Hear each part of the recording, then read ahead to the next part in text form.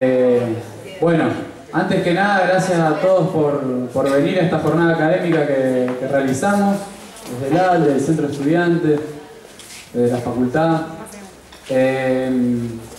Y bueno, informarles, creo que ya todos saben que al finalizar la jornada pueden pasar a retirar el certificado.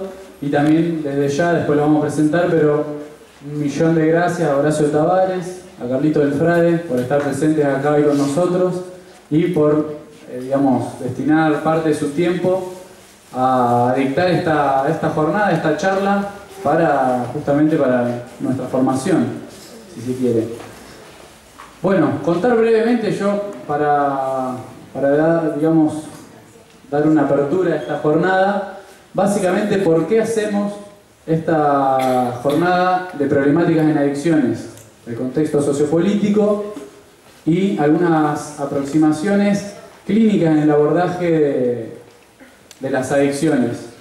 Primero y principal porque es una de las problemáticas que atraviesa, digamos, a la sociedad, más que nada a la juventud de todas las clases sociales. Igualmente hay clases, obviamente, que son más vulnerables que otras, pero que es una de las problemáticas que está básicamente destruyendo a la juventud hoy en día.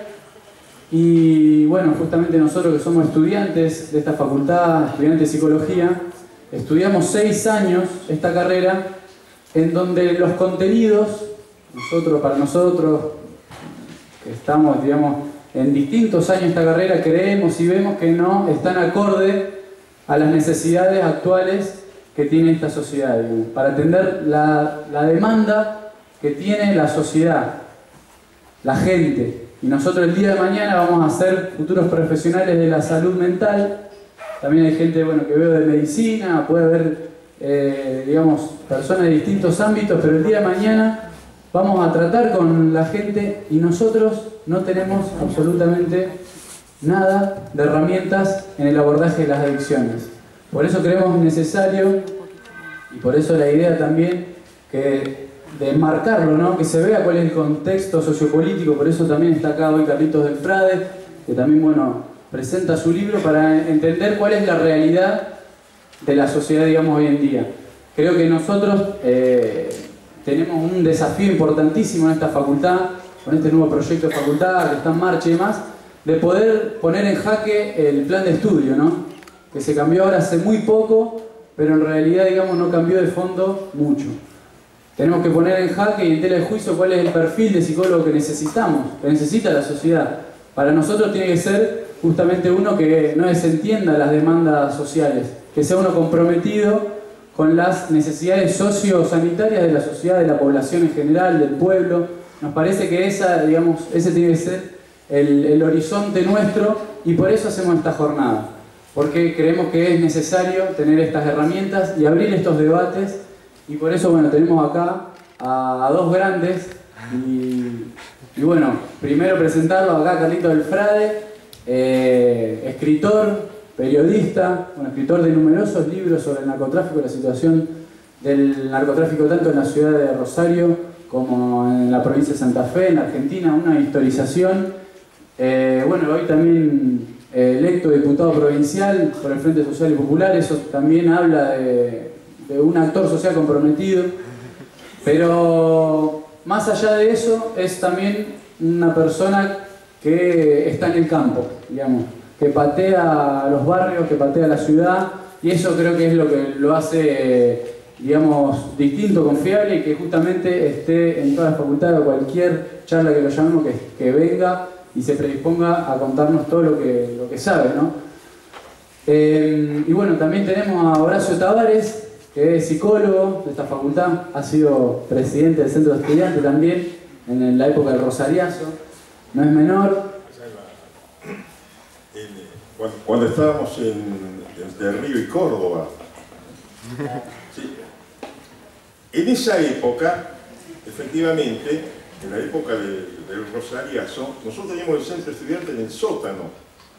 De ahí salió una columna de estudiantes que confluyó con los obreros de Luz y Fuerza y con los obreros que venían de la zona sur del frigorífico Suiz. Nosotros salimos con...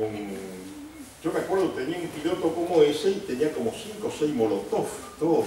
Si me llegaba a caer al piso, era una tea encendida. Bueno, era la época esa de los años 60 y pico, donde, época gloriosa, donde efectivamente me tocó tuve el gran honor de ser presidente del centro estudiante y después participar en la FUA de los años 60-70. Pero bueno, también otro psicólogo, si quiere, comprometido, es el fundador y director del Instituto Vínculo, que es un centro comunitario de salud mental, tanto de formación como de tratamiento, justamente de esta problemática de adicciones. Así que la idea también es que nos pueda dar herramientas, que nos pueda contar en este, digamos, periodo, un lapso cortito que tenemos de tiempo, pero que nos pueda por lo menos transmitir cómo es que trabaja un psicólogo tanto en el Instituto Vínculo, en los barrios, en los grupos y demás. Así que bueno, un aplauso grande para acá, para los importantes, para ustedes también.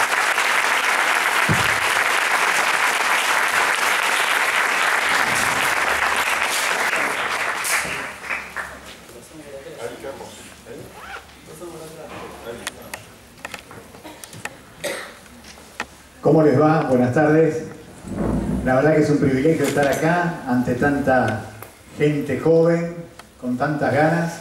Qué buena enseñanza que les dijo Horacio para los psicólogos. Necesitan llevar molotov para... Yo no sé si lo enseñan en la facultad, pero él les dijo, un psicólogo necesita llevar molotov. Es interesante, ¿no? Creo que es una enseñanza actual. Actual por las actuales concepciones políticas de charlar estas cosas, pero me llama mucho la atención esta cuestión de lo que cuenta Horacio y lo que están percibiendo ustedes, especialmente cuando te dicen que la cuestión de las adicciones no son tratadas en la Facultad de Psicología, es bastante impactante. Yo me acuerdo que hace 15 años atrás, me acuerdo bien porque hace 15 años recibí mi último recibo de sueldo. A partir de allí siempre fui un trabajador en negro, precarizado. En aquel tiempo yo trabajaba en LT8, trabajaba en el diario El Ciudadano, y hubo un conflicto en donde Coca-Cola despidió a 230 trabajadores. Yo me acuerdo que lo denunciamos por LT8 e inmediatamente el LT8 sufrió el levantamiento de la publicidad de Coca-Cola. Por supuesto que me echaron como un perro. Cuando pasó eso, a la semana hubo una charla acá en este mismo lugar, bueno, que era en aquel momento el Zoom de psicología, en donde había una psicóloga desde aquí que le decía a los alumnos que se tenían que adecuar a los tiempos porque la empresa Coca-Cola había pedido a la facultad formalmente un grupo de 20 psicólogos para explicarle a los despedidos que la culpa no era de la empresa, sino que era de los despedidos. Año 2000. Yo me quedé impactado y 15 años después viene bien revisar cuáles son los contenidos de la facultad, porque necesariamente ustedes trabajan con la consecuencia de esa dinámica política económica.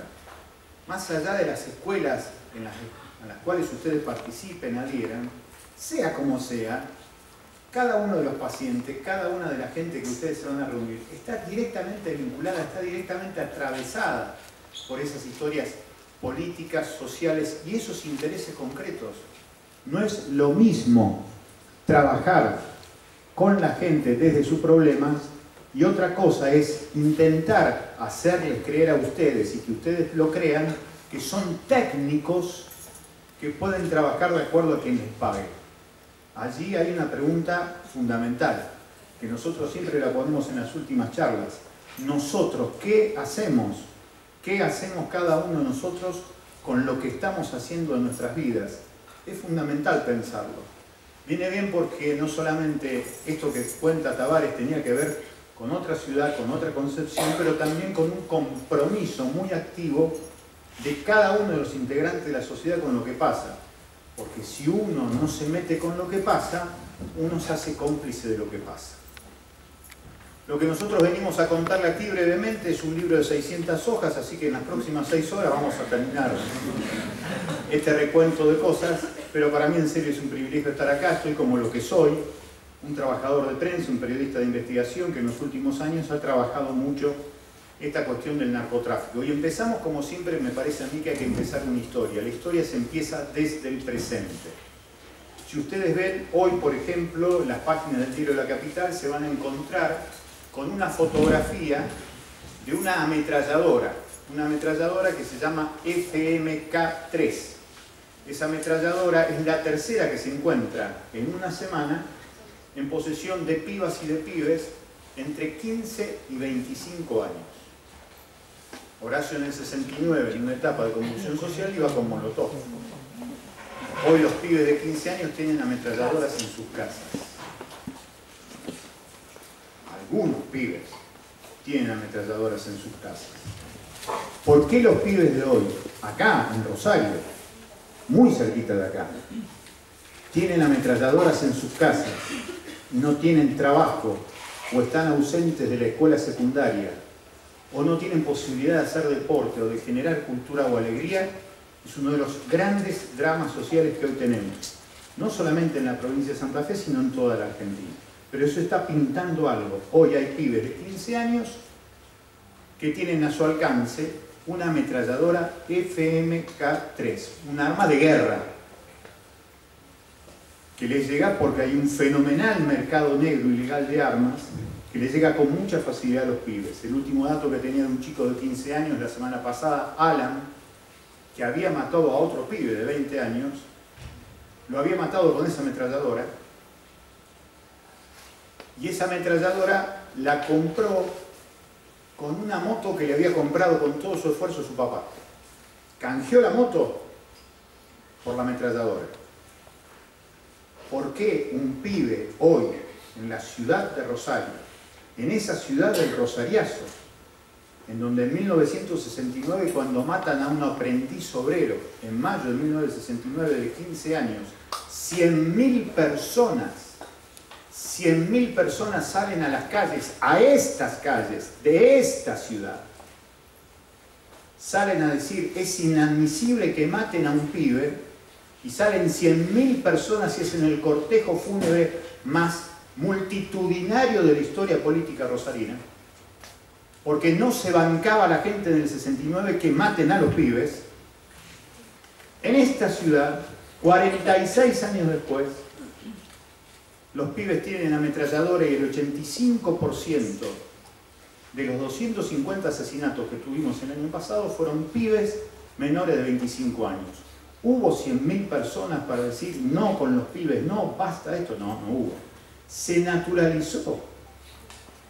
46 años atrás, no, era imposible, era inadmisible, con los chicos no, lo sabíamos en el barrio, en la escuela, en el club, con los pibes no.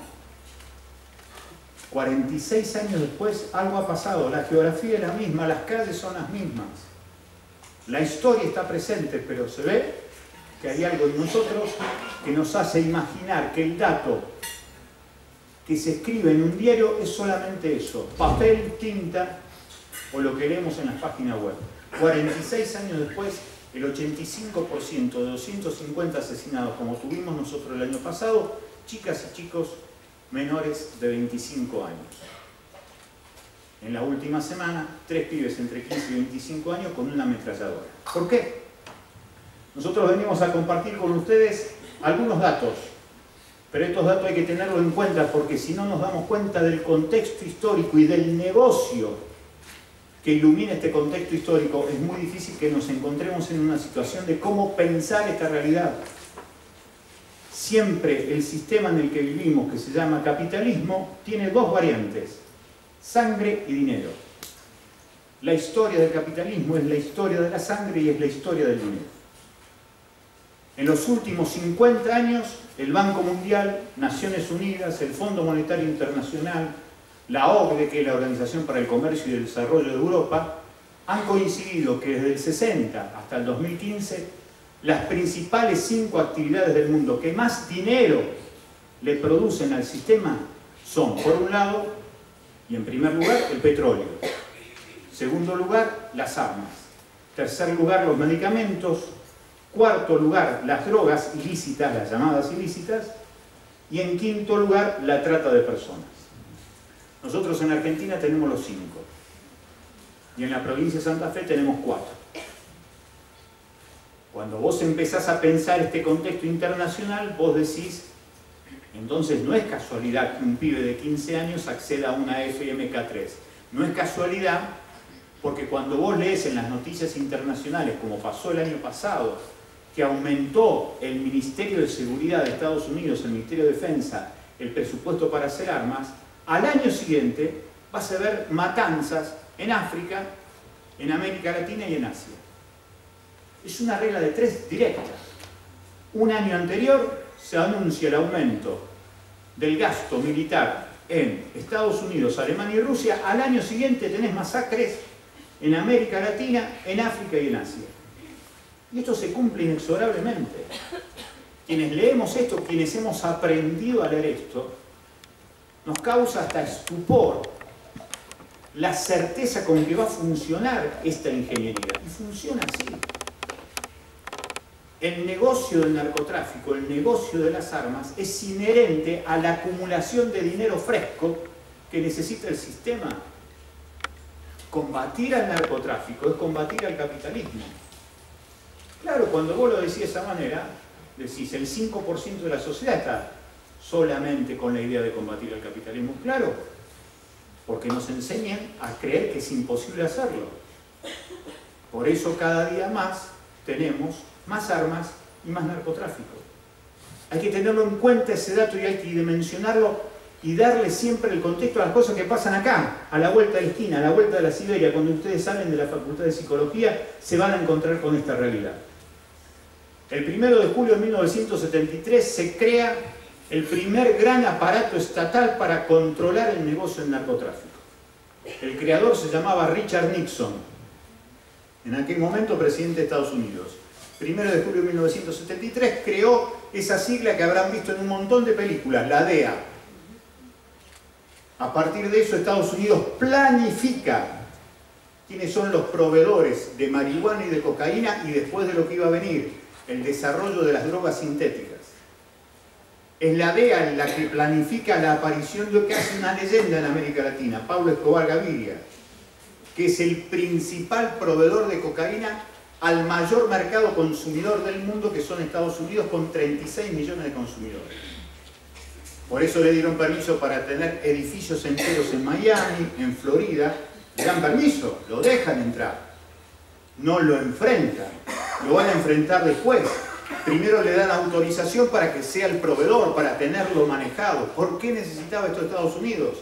Porque en la década del 60, cuando sale la primera declaración de la ONU sobre narcotráfico, que fue en el año 1962, en Estados Unidos comenzaba la idea de Nixon y de otros, de los republicanos, y especialmente después del asesinato de John Fitzgerald Kennedy, de invadir Vietnam y empieza la guerra de Vietnam. En ese momento Estados Unidos planifica desde el gobierno que su gente tiene que consumir heroína y cocaína. Es el gobierno el que lo decide.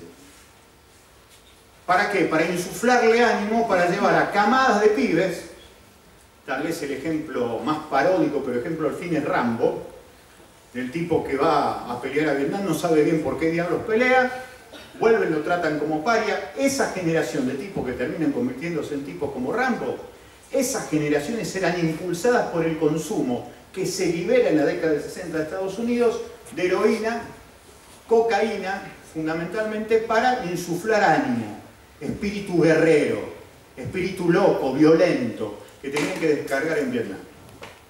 Se pierde Vietnam y entonces aparece el fenómeno del desarrollo de la cultura hippie en su idea no contestataria. Se empieza a desarrollar y difundir el consumo de marihuana, bajar el nivel de violencia para tener seguridad interior. Es decir, una planificación.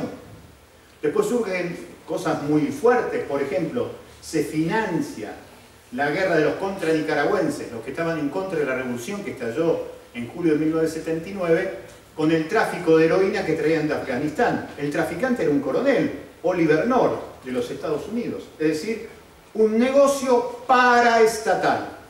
¿Qué es el narcotráfico? Un negocio paraestatal.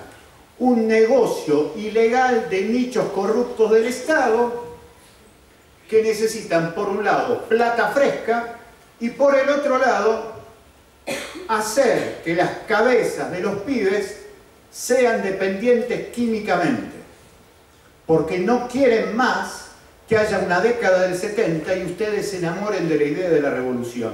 Los prefiere dependientes químicamente, los prefiere hacinados en las cárceles o matándolos en las calles. La misma policía que les libera la zona para vender la droga.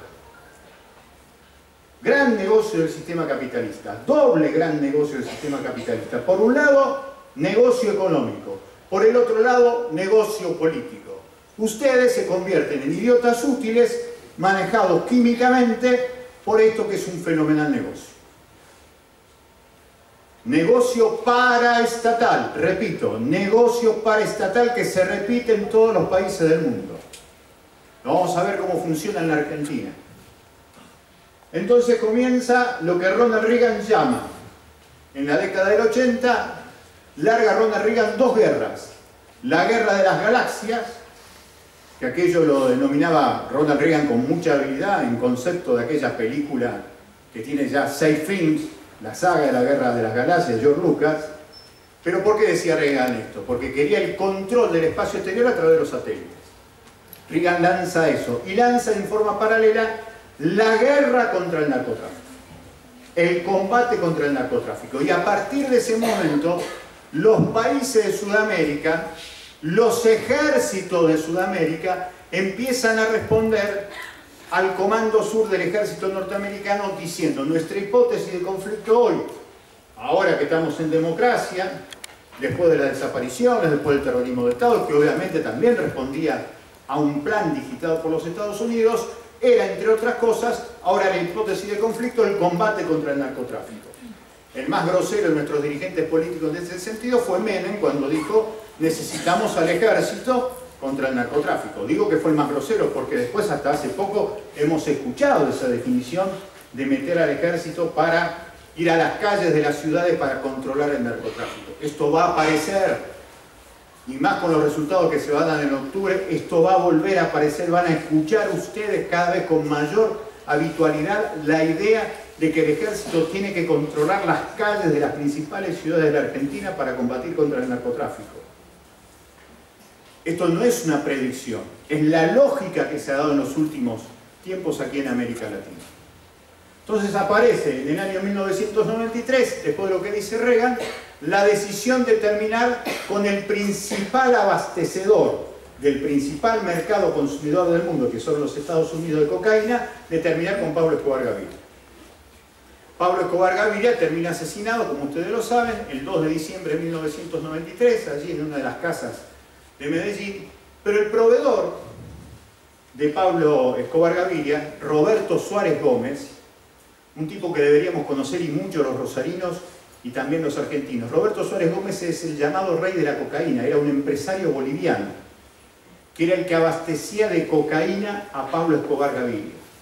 ¿Por qué lo traemos a colación? Porque Roberto Suárez Gómez, con dos dictaduras de Bolivia, la de Banzer primero y la de García Mesa después, establece negociaciones con la dictadura argentina, con Videla primero y Galtieri, que estaba como comandante del segundo cuerpo de ejército acá en Rosario, para habilitar en la zona franca de Bolivia, acá en el puerto de Rosario, el primer lugar en donde empiezan a llegar los primeros cargamentos de cocaína a la Argentina. ¿Esto lo digo yo? No. Lo dice un hombre que se llama Gustavo Bueno, que era integrante de los servicios de inteligencia del comando del segundo cuerpo de ejército. En el año 1978, Emilio Eduardo Macera viene acá al puerto de Rosario, a la zona franca de Bolivia, a recibir ese primer cargamento. Esto es impresionante, porque se vuelve a demostrar esto que yo le digo. Eran los pliegues íntimos, oscuros de la dictadura, de Banzer primero, la de García Mesa después en Bolivia, y la de Videla y Galtieri acá en la Argentina, que en forma ilegal, desde el Estado, usan a la geografía rosarina para traer los primeros cargamentos de cocaína. 1978, abril de 1978, eso está reflejado en el diario La Capital, en el diario La Nación, en el diario Crónica, porque imagínense, había venido hasta Macera para ese acto, que no se entendía. Ustedes piensen en el mapa latinoamericano, Piensen en Bolivia y la zona franca en el puerto de Rosario. Supuestamente allí vino un barco con un cargamento de azúcar, era la noticia. Era todo muy extraño. Y la lista de los que vienen con el presidente Banzer de Bolivia son todos militares que están hoy denunciados como narcomilitares, en lo que se llamó la narcodictadura que empezó el 17 de julio de 1980 de García Meza. Negocio paraestatal. Pliegues íntimos y legales de los propios gobiernos que se van reciclando a lo largo del tiempo. Por lo tanto, no hablen más de flagelo. No es un flagelo el narcotráfico, es un negocio.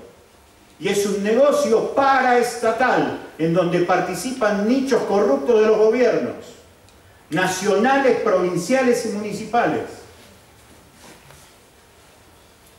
Negocio paraestatal. Entonces, esto es un hecho increíble que necesariamente hay que empezar desde el punto de vista discursivo. Escucharán 1000 veces la palabra flagelo. Flagelo remite al Antiguo Testamento. Flagelo remite a la destrucción de Sodoma y Gomorra, dos ciudades que habían caído en la corrupción y estaban a la sombra del pensamiento del Dios, que era Jehová. Entonces Jehová, con su dedo, usa su flagelo flamígero para terminar con Sodoma y Gomorra. Flagelo en ese caso, claramente, ¿qué es? Un castigo divino, un castigo metafísico. Si hay algo que no tiene nada, pero nada de divino, es el fenómeno del narcotráfico. Ametralladoras, sangre, cuerpos de pibes asesinados, dinero, corrupción. No tiene nada de divino. Cuando escuchen a funcionarios que le hablan del flagelo del narcotráfico, le están escuchando el tipo que ya de por sí quiere tapar, quiere encubrir, no le quiere decir qué hay detrás del flagelo famoso, porque si el flagelo remite a una divinidad. No, no hay nadie divino. Hay alguien que la trae, hay alguien que la paga, hay alguien que la pone en un barco, hay alguien que la pone en un auto, en un camión, y hay alguien que la viene a buscar. No es flagelo. Cuando me decís flagelo, me estás tomando de estúpido. Es un negocio paraestatal. Y ese negocio hay que pensarlo. Y eso se empieza a dar en América Latina. Se decide entonces terminar con Pablo Escobar Gaviria, se decide entonces terminar con los dos grandes carteles colombianos, primero el de Medellín y después el de Cali. Hoy Colombia, y este es otro verso, sigue siendo el primer país exportador de cocaína a Europa. Por lo tanto, esa famosa victoria de Colombia sobre el narcotráfico es un verso. Hoy hay 248 pequeñas y medianas empresas, pequeños y medianos carteles que distribuyen la cocaína, no solamente para Colombia, no solamente para Estados Unidos, sino también para Europa. ¿Quién lo dice esto? Las Naciones Unidas. ¿Cuándo lo dice esto? Todos los días 26 de junio, acuérdense. Todos los 26 de junio, que es el Día Internacional de la Lucha contra el Narcotráfico, Naciones Unidas saca un informe sobre el negocio del narcotráfico a nivel mundial. Y acá tenés estas perlitas que sirven para pensar este contexto. Primer exportador de cocaína a Europa, Colombia hoy. ¿Se terminó con el narcotráfico? No, simplemente se cambió la gerencia. Ya no era un oligopolio, son pymes. Lo sacamos al gerente, al que nosotros construimos, a nuestro Frankenstein, que como todo Frankenstein se vuelve contra el creador, y pusimos a 248 pymes. ¿Qué hace Estados Unidos entonces? Manda el Plan Colombia. ¿Por qué les digo esto? Porque habrán escuchado durante la campaña política y van a seguir escuchando que hay que hacer lo que pasó en Medellín y Cali, que hicieron un plan de urbanización, de arquitectura, rediseñaron las ciudades, que se terminó la violencia. Todo eso fue financiado por Estados Unidos. El que le venga a decir que hay que hacer lo que hace en Medellín, está bien, escúchenlo con atención, puede ser experiencia importante. Pero ténganlo en cuenta y díganselo, que esa plata son 840 millones de dólares que todos los años Estados Unidos puso en Colombia, desde 1996 hasta el año 2012. Que eso generó 40.000 muertos en Colombia. El 80% de los 40.000 muertos en Colombia, imagínense quiénes eran. Chicas y chicos menores de 25 años. ¿Eran todos narcos? No. Eran pibes y pibas que molestaban, le molestaban al sistema y los mataron. Entonces las familias, cuando se quedaron sin los hijos, dejaron sus lugares en las selvas. Y allí en las selvas, increíblemente, que hay ahora laboratorios internacionales de producción de medicamentos que con la flora del lugar experimentan nuevos medicamentos. Y a las familias, los desplazados de las ciudades, ¿qué pasó en Colombia? Gran negocio inmobiliario. Colombia, Plan Colombia, el plan de los Estados Unidos. Después vino el Plan Mérida en México, año 2006 en adelante, millones de dólares de inversión de Estados Unidos para controlar el narcotráfico en México. Miren el Chapo Guzmán. La gran metáfora del plan norteamericano. Pero el Chapo Guzmán es una metáfora cruel. Detrás del Chapo Guzmán se habla de 70.000 asesinados hoy. Y el mismo negocio, el fenómeno de la industrialización de las drogas sintéticas en México no para. ¿Qué fue el plan de Estados Unidos? También, combate contra el narcotráfico. Interrelación y coordinación de fuerzas provinciales y fuerzas federales, algo que ustedes lo habrán escuchado decir a Bonfatti 75 millones de veces. Hay que tener una relación y una coordinación entre los gobiernos nacionales, el gobierno federal, los gobiernos provinciales. Es el mismo verso en Colombia, en Brasil y en México. Y el resultado es el mismo, el narco sigue existiendo. ¿Acá qué justificó eso? La llegada de Gendarmería. Y la llegada de Gendarmería hizo que se bajara de 264 asesinatos que tuvimos en el 2013 a 250, menos del 10%. Y ni hablemos en el fenómeno narco.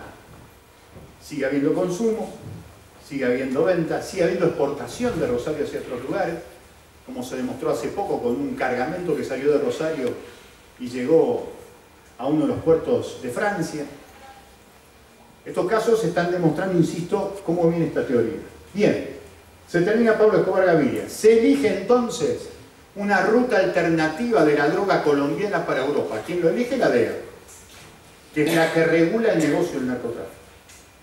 ¿Quién va a ser ese país que resuelva la situación de que Colombia ya no puede ser porque se tenía que terminar con Pablo Escobar Gaviria y con el cartel de Cali? Ese segundo país tenía que tener ¿qué tipo de ventajas? Estamos hablando de negocios, ventajas comparativas económicas. Ese país con ventajas económicas comparativas mejores que otro era la Argentina. ¿Por qué? Porque somos segundos productores mundiales de éter y acetona. El éter y la acetona hace que la pasta base de coca se convierta primero en clorhidrato de cocaína y después termina siendo la sustancia que se corta especialmente en los arrabales del Gran Rosario, en los arrabales del Gran Buenos Aires, en los arrabales del Gran Córdoba. Se elige la Argentina a principios de los años 90 como plataforma de exportación de la droga que antes lo hacía Colombia. Empieza la etapa de la democratización del consumo. Hoy la Argentina, según Naciones Unidas, es la primera población en cantidad de habitantes de más alto consumo de cocaína. Y la tabla de prevalencia, como se llama, del Ministerio de Salud de la Nación sobre cuál es la provincia donde más se consume cocaína, nos pone a nosotros en ese triste primer puesto. La provincia de Santa Fe es la primera consumidora de cocaína hoy en la Argentina. Estos son datos concretos, reales, de organismos oficiales. En 1998 empieza el diseño del negocio. Como este es un negocio de arriba hacia abajo, empiezan con las privatizaciones. En 1998 privatizamos el puerto de Rosario. Ese mismo año, Oscar Álvarez, jefe de la Policía Federal de Drogas Peligrosas de la calle Francia y 3 de febrero, me dice: la mayor cantidad de cocaína ingresa a la Argentina por los puertos privados de San Lorenzo, Puerto San Martín, Ramallo y San Nicolás. Y ahora por Rosario. Nosotros lo publicamos en el diario El Ciudadano, que recién había salido. A Oscar Álvarez lo vuelan. El tipo me termina ratificando eso. Hoy Oscar Álvarez es uno de los jefes de la Policía Metropolitana de Macri. Pero ya del año 1998 sabíamos que por el puerto de Rosario entraba y salían cargamentos de cocaína. Recién en el año 2013, la Auditoría General de la Nación sale a decir: no hay escáner en el puerto de Rosario, ni en el puerto de San Lorenzo, ni en el puerto de San Martín, ni en el de Ramallo San Nicolás. Chocolate por la noticia. Desde el año 98 se viene diciendo esto y se viene no escuchando esto que se dice. Desde el año 98. Una planificación económica política para que entre y salga cualquier cosa por los grandes puertos. En ese año se privatiza el Banco Provincial de Santa Fe. 135 años de historia patrimonial de cada uno de los santafesinos, con presencia en los 19 departamentos, en las 363 comunas y ciudades que tiene la segunda provincia en la Argentina, como es la provincia de Santa Fe, se privatiza. le entregan el Banco Provincial, entre ellos Perotti, que era el gerente del Banco Provincial en aquel momento, le entregan el Banco Provincial a los hermanos Ron. Los hermanos Ron eran los titulares del Banco General de Negocios de Uruguay, que ya en el año 1995 habían sido denunciados por lavadores de narcotráfico en el Uruguay. Se lo entregamos a narcolavadores, muchachos. Al Banco Provincial de Santa Fe, fenomenal construcción de la ingeniería para el lavado de dinero, lo que demuestra que en el negocio capitalista siempre se hacen las cosas de arriba hacia abajo. Primero los negocios de mesa chica, privatización del puerto, ¿para qué? Para tener la logística, traemos y sacamos por acá. Privatización del Banco de Santa Fe, ¿para qué? Para que el lavado de dinero lo sacamos por acá. Después dicen, ¿por qué pasa lo que pasa en Rosario? ¿Cómo no va a pasar si hicieron todo lo posible para que pase esto? Entonces esa característica le da la característica a lo que hoy estamos viviendo y sufriendo, especialmente en los barrios del Gran Rosario y del Gran Santa Fe. En el 2004 la matan a Sandra Cabrera. Sandra Cabrera era secretaria general de la Asociación de Mujeres Meretrices de la Argentina. Me dieron la posibilidad de estudiar todo el expediente. Ahí en el expediente es increíble, policías federales, policías provinciales, abogados, jueces y fiscales coinciden en que tanto la policía federal como la policía provincial utilizaba a las trabajadoras sexuales de vendedoras de cocaína. Y que lo que ellos secuestraban lo daban después a vender a través de ellos. Eso estaba confirmado, está en el expediente judicial. La Policía Provincial de Santa Fe y la Policía Federal acá en la provincia son vendedores y son los mayores carteles de distribución que hoy tiene la provincia de Santa Fe de droga. Desde el año 2004 se sabe en el expediente. No lo hicieron público porque no se sabía que ese era, o de allí venía el asesino. Entonces el asesino quedó en libertad, que era Paulusic, quedó en libertad. Y todo eso que se sabe en el expediente, que está ratificado y está comprobado sobre que la Policía Provincial y la Policía Federal son los distribuidores del narcotráfico en la provincia, nadie lo dijo. Hay una gran responsabilidad de funcionarios públicos, especialmente del Poder Judicial, y especialmente del Poder Judicial Federal, que ha mirado distraídamente cómo se ha ido construyendo todo esto a lo largo de estos años. Después, en el 2007, el poder de los monos. Se podría decir el origen del planeta de los simios. Aquí nomás. Salida de Rosario hacia Buenos Aires, viene Cristóbal López, uno de los principales empresarios del kirchnerismo, viene e instala el Casino de Rosario. Para la instalación del Casino de Rosario se tuvieron que reacomodar 200 familias del barrio La Granada. El expediente judicial del doctor Juan Carlos Viena, de 803 páginas que realmente hay que leer, dice con exactitud que a partir de ese momento la familia Cantero se hace cargo de la relocalización de las familias, usurpa casas, se hace dueño de las casas, de las calles y de los cuerpos del barrio La Granada. Y se constituye en un gobierno de facto. Estas son palabras precisas del propio expediente judicial. La pregunta es, ¿un gobierno de facto en medio de un gobierno municipal, en medio de un gobierno provincial, en medio de un gobierno nacional? Lo dejaron constituir. Y allí aparece este fenomenal grupo que tiene por sobre todas las cosas el negocio de la violencia, como también lo dice la causa, y que es el principal distribuidor de cocaína mayorista en el sur de la provincia de Santa Fe, también de armas, con relaciones establecidas, como ustedes sabrán, con muchísimos policías corruptos. Pero eso fue una decisión política, se miró para otro lado.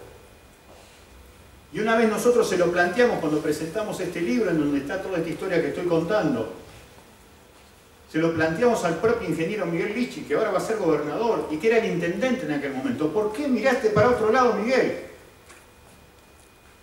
Y la respuesta fue, porque nunca creí que los monos eran los verdaderos narcotraficantes. Una admisión de que miraron para otro lado. Claro, pensándolo bien, ¿saben lo que pasa? Se llega a un barrio como La Granada, en donde dicen, ¿quiénes son los que manejan el barrio? Los canteros. Bueno, negociemos con los canteros. Esa negociación llega en un momento que se te va de las manos. Y cuando se te va de las manos tenés esto que tenemos hoy. 2007, una fecha clave. Parece mentira, pero cuando el peronismo salía a cuestionar al juez Viena, fue interesante lo que se cuestionaba sobre el juez Viena. Pero era mucho más importante lo que decía la causa Viena sobre esa relación de cómo es el origen del poder de los canteros, y en eso no hicieron una sola alusión. Claro, no hicieron alusión porque durante todos estos años, esos 24 años de peronismo en la provincia de Santa Fe, fueron los que privatizaron el puerto, los que privatizaron el banco, los que generaron la matriz de esto que hoy se ha desarrollado. El huevo de la serpiente se desarrolló allí, también mirando para otro lado. 2012, por fin la ciudad se conmueve. Triple crimen, 1 de enero de 2012 matan a Mono, Ger y Patón en la zona sur de la ciudad de Rosario. Se conmueve la ciudad, hay un grupo, el Frente Popular Darío Santillán, que milita permanentemente esto y se llega por primera vez a hablar de narcopolicía. Los chicos instalan la bandera en las escalinatas del gobierno provincial y por primera vez se habla de narcotráfico en la legislatura provincial, en el Consejo Municipal. Es el triple crimen. Pero en octubre de 2012 viene un masazo violento. Hugo Tonioli, el ex jefe de drogas peligrosas durante la administración de Hermes Wiener, ascendido a jefe de la policía provincial por Antonio Bonfatti, termina siendo denunciado y hoy está siendo procesado y en septiembre se lo va a juzgar de nuevo por darle protección y trabajar para una banda, la banda de Ascaín en el sur de la provincia de Santa Fe. Un masazo, imagínate. Fue un proceso muy fuerte, pero allí efectivamente eso es lo que ocurrió y sigue ocurriendo hasta el día de hoy. El jefe de la policía del segundo estado de la República Argentina vinculado con grupos narcos. Se empieza a hablar de otra manera de esta cuestión. En el 2013 aparece en la noche del 11 de octubre de 2013 el atentado contra Bonfatti. Le tiran 36 balazos a la casa de Bonfatti. 14 pegan. Muy cerquita hay 3 se meten donde estaba Bonfatti y su señora, una psicóloga, Silvia Trócoli, a que de a poquito, por muy poco, no le quitan la vida. Cuando vos lees, como nos tocó a nosotros la suerte de estudiar el expediente, la doctora Alejandra Rodenas dice: testigo de identidad reservada, explica el porqué del atentado.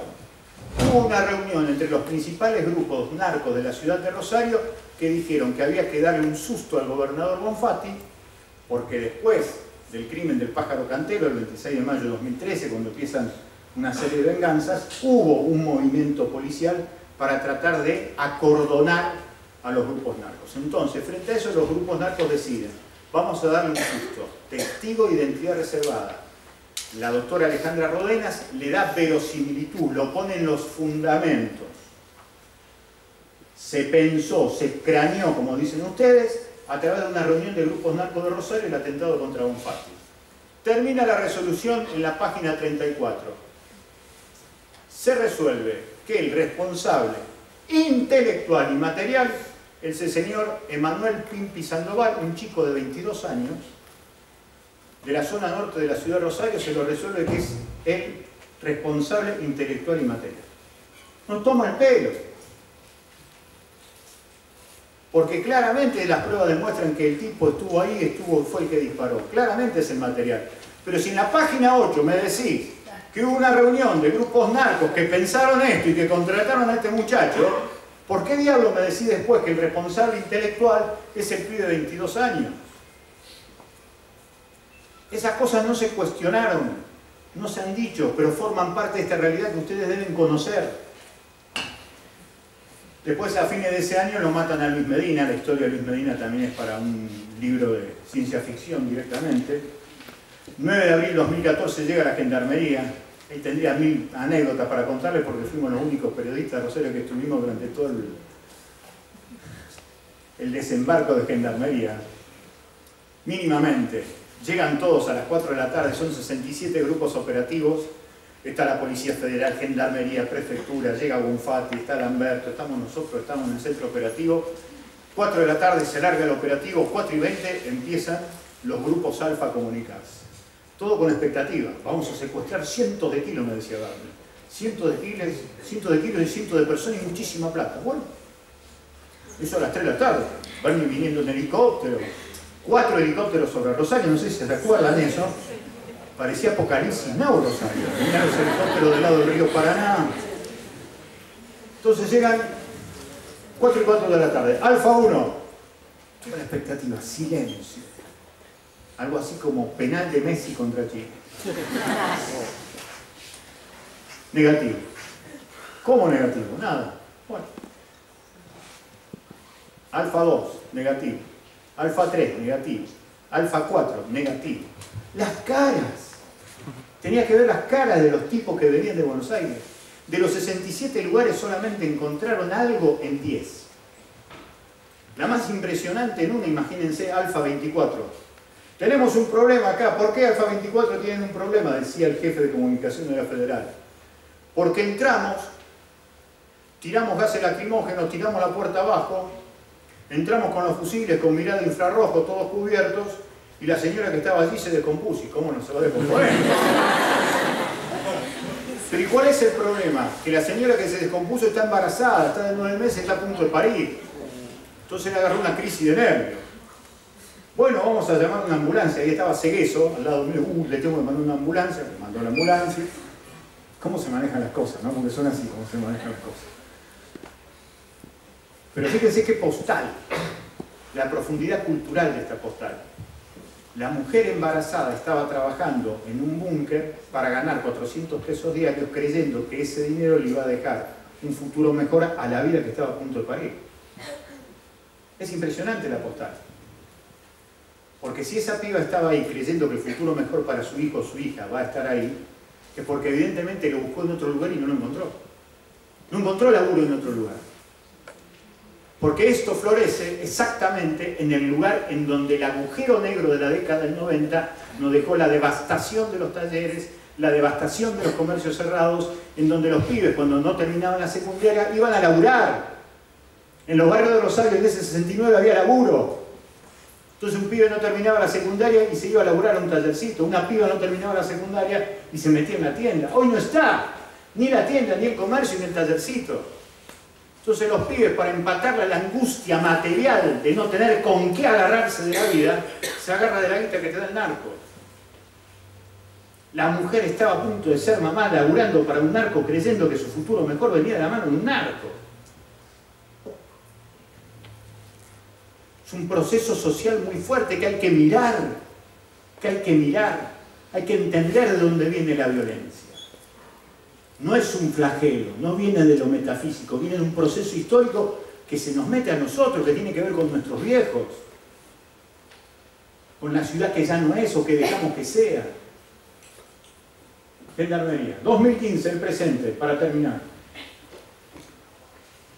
Una semana antes de las elecciones, Aníbal Fernández lo acusaron de ser el jefe narco de la Argentina. Era muy gracioso porque realmente, ¿cómo bastarearon en el tema de la efedrina?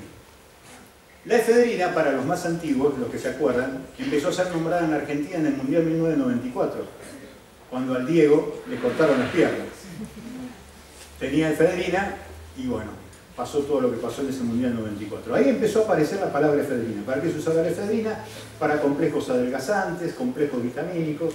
La efedrina servía para eso, servía para tener mayor capacidad aeróbica. Bien. La Argentina traía, hasta el año 2005, traía 21 kilos de efedrina por año. ¿De dónde se trae la efedrina? De la India. 21 kilos por año hasta el año 2005. Pero pasa algo en el 2005. En el 2005, México prohíbe la importación de efedrina. Porque se da cuenta que los carteles, el de Chapo Guzmán, el de Sinaloa, por ejemplo, produce metanfetamina y anfetamina con efedrina. Entonces dice, prohibamos la efedrina. No se hicieron mucho problema los muchachos. Fueron a un país de libre importación de efedrina, imagínense cuál es ese país, Argentina, y entraron a comprar toneladas de efedrina. Hasta el año 2005, insisto, la Cedronar admitía 21 kilos de efedrina por año para nutrir a las farmacias y a todas estas empresas. A partir del año 2006, 49 toneladas de efedrina. El titular de la Cedronar, de la Secretaría de Lucha contra la Drogadicción y el Narcotráfico, se llama José Ramón Granero. Fue funcionario de Kirchner en la provincia de Santa Cruz y desde el año 2004 al 2011 fue el titular de la Cedronar. con una cuestión más, la Cedronar depende directamente de la Presidencia de la Nación, no depende de ningún ministerio, depende directamente de la Presidencia de la Nación. Es muy fuerte la información. ¿Cómo termina José Ramón Granero? Procesado, porque de las 49 toneladas de efedrina que se venían trayendo por año, 41 iban para narcos mexicanos. Eso está comprobado y está procesado. Fíjense qué pedazo de noticia. Del riñón mismo de la Casa Rosada, donde funciona la Cedronar, hay negocios con los narcos. Impresionante. Es algo para trabajar políticamente. No, se eligió tirarle a Aníbal Fernández. Y justo Aníbal Fernández estaba en la interna contra Granero. ¿Qué salió diciendo Granero?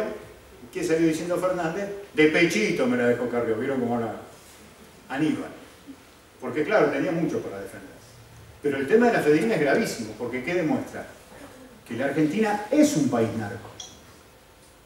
Primeros consumidores de cocaína, terceros exportadores de cocaína de América hacia Europa, productores de drogas sintéticas. El último informe, el informe 2015, en el pasado 26 de junio, nos incorpora ya a quienes somos los proveedores de Asia. Proveemos de acá anfetaminas, éxtasis. Desde la Argentina estamos produciendo eso. Lo dice el informe de Naciones Unidas. Esa es la realidad argentina hoy. ¿Y acá qué puse? Ah, metras. No sabía que había puesto. Y acá en el presente es, ¿qué hacemos con nuestros pibes? ¿Qué hacemos nosotros con nuestros pibes con metralladoras en sus manos? Yo siempre se termino con la frase que empieza el libro. Es decir, recién llegué a la primera página del libro. La primera página del libro es una frase que me dijo un pibe de 16 años que me dijo hace 3 años atrás: mire, yo tengo 16 años. Yo sé que a los 21 me matan o me muero. Así que no quiero que me hagan ningún verso. No me diga lo que para usted está bien, lo que para usted está mal. Yo lo único que quiero es tener un buen celular, un par de buenas llantas. Ahí me di cuenta que las buenas me enseñó él. Las buenas llantas son zapatillas. Un par de buenas llantas, un celular y nada más. Yo estaba en silencio. Después de 30 años de periodismo, 50 libros escritos, no tenía una sola palabra para decir. Era un misil lo que me dijo el pibe. Y después el pibe me dice algo más. Yo lo único que le pido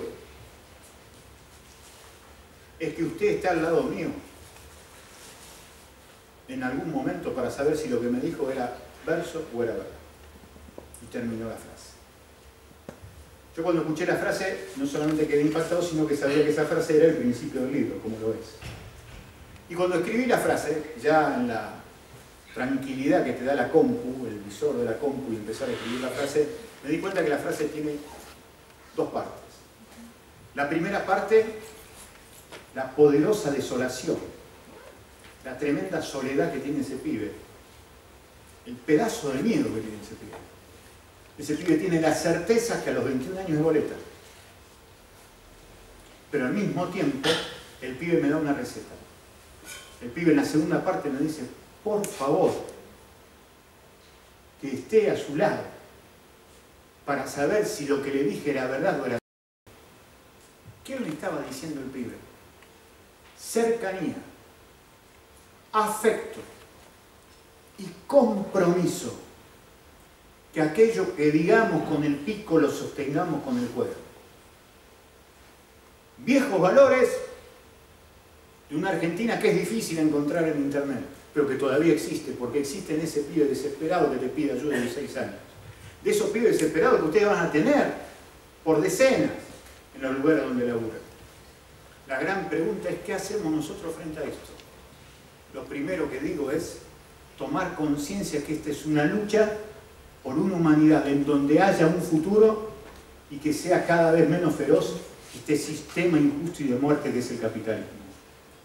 Porque como siempre decimos, si no peleamos por lo que queremos, terminamos viviendo indefectiblemente lo que no queremos. Muchísimas gracias y disculpen tanta vez.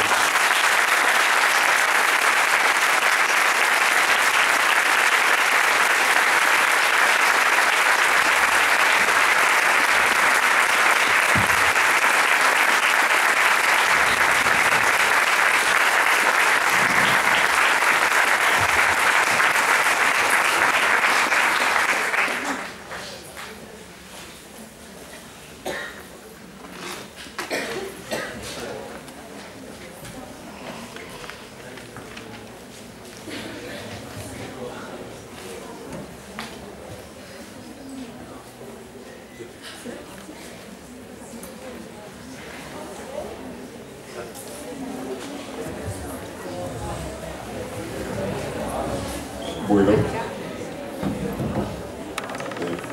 buenas tardes a todas las compañeras y compañeros hoy presentes para reflexionar sobre una problemática que nos toca tan profundamente como es la cuestión de el narcotráfico y en lo que a mí respecta, en lo que hoy quiero compartir con ustedes, son algunos aspectos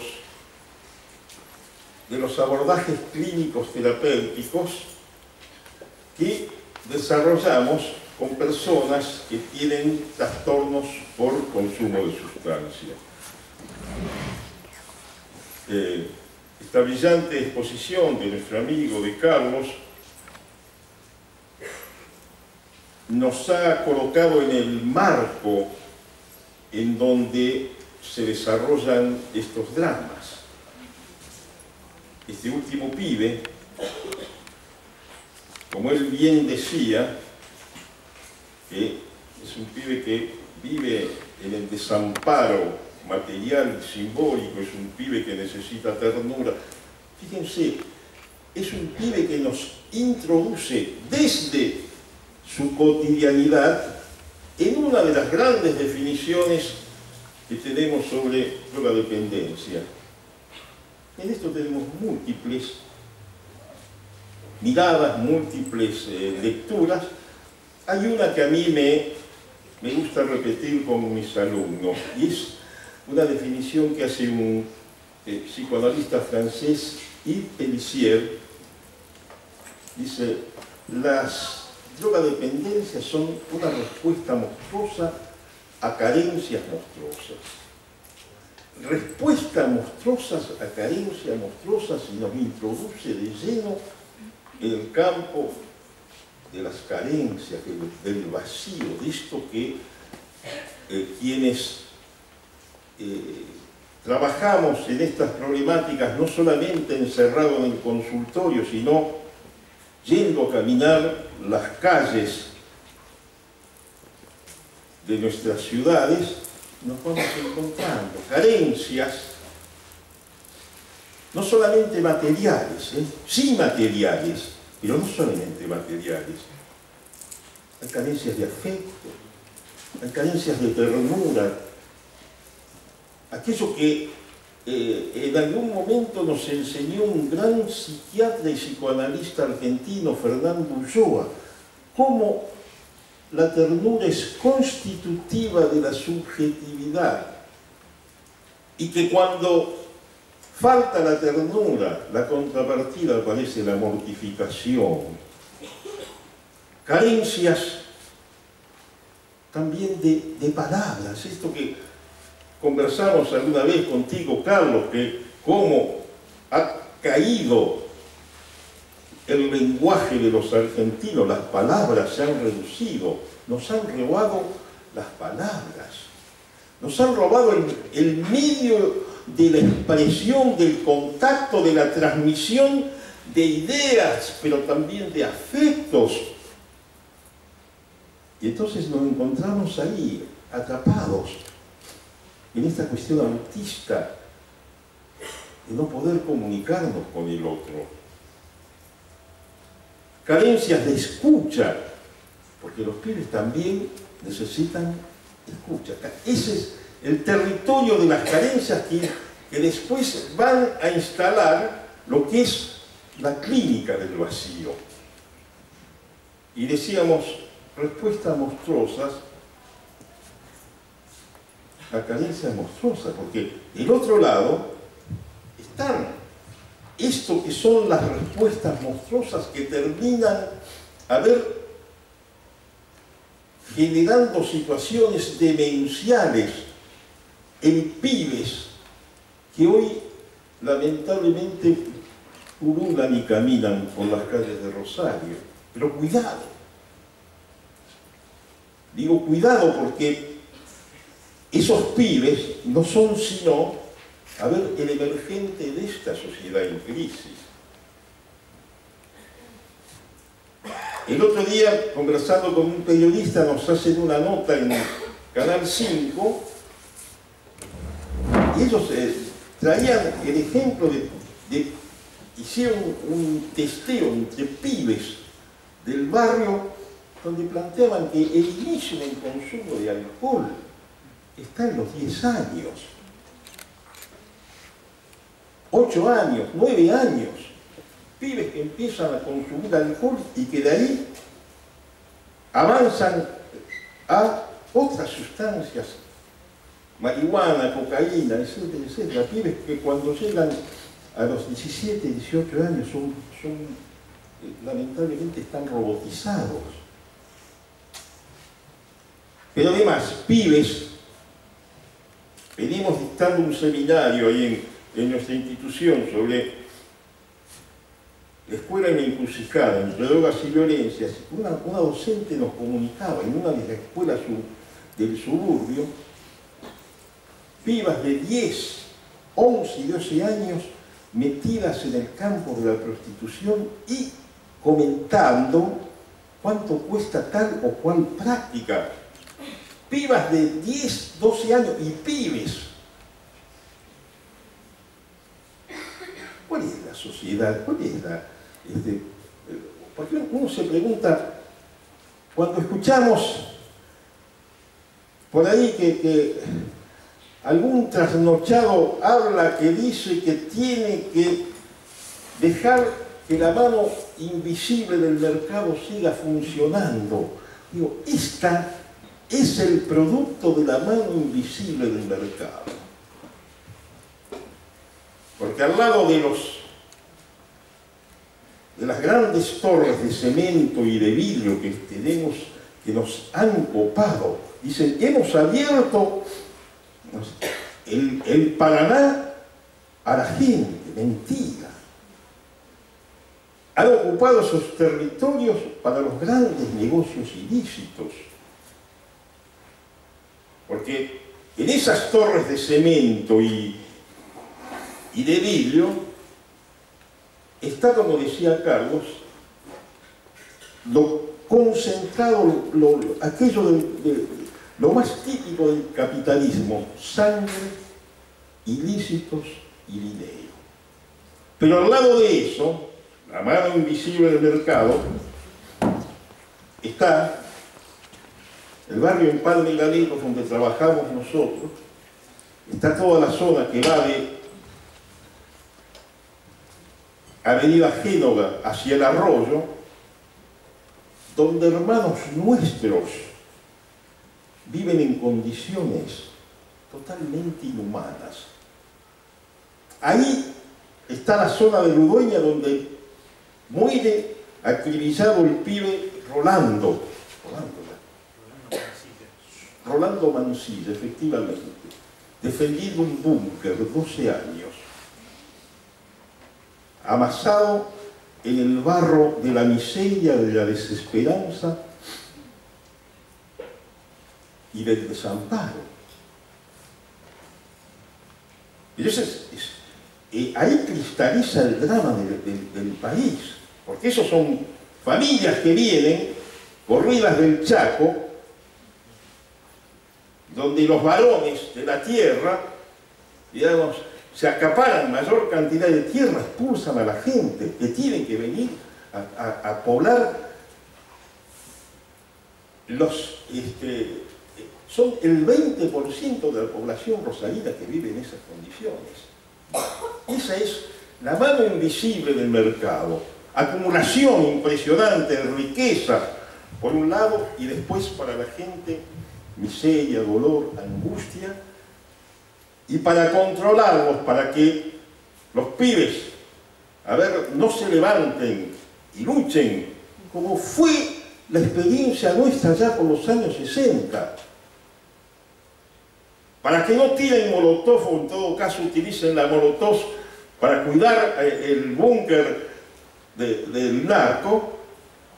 Entonces, para controlar a esos pibes, ¿no es cierto?, está la droga, la cocaína, la merca y todas las otras cuestiones. Hoy voy a hacer nada más que una mirada sesgada apenas sobre los abordajes grupales en consumidores con trastornos psicopatológicos de alta complejidad.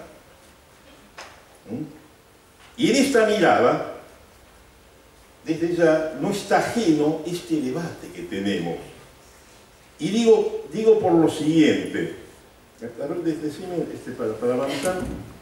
Ahí está, sí, ahí está. Digo por lo siguiente. Nosotros, lo que yo voy a trabajar hoy, van a ser de consumidores de sustancias que han llegado a la fase adictiva del consumo.